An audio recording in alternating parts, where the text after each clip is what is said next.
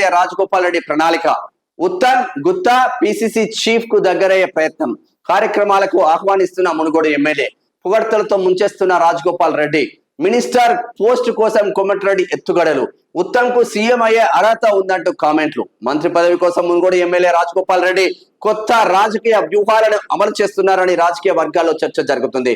పార్టీలోని రాష్ట్ర జిల్లా కీలక నేతలను మచ్చిక చేసేందుకు ప్రయత్నిస్తున్నారనే టాక్ నడుస్తుంది. గత నెల 3వ తేదీన మంత్రివర్గ విస్తరణ జరుగుతుందని ప్రచారం జరిగింది.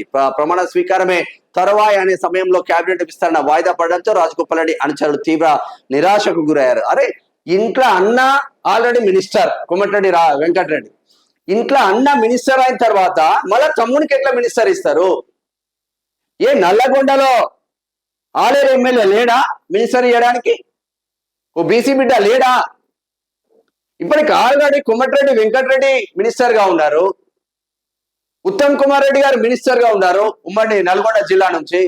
మళ్ళా ఇంకో రెడ్డికి ఎట్లు ఇస్తారయ్యా? ఎస్సీ ఎస్టీ బీసీలు లేరా? మైనార్టీలు ఉన్న బీసీ ఎమ్మెల్యే ఒక ఆయన ఉన్నాడు కదా, వేముల వీరేశం అన్న ఉన్నాడు కదా, మంచి మనిషి. వాళ్ళకి ఎందుకు ఇయ్యారు?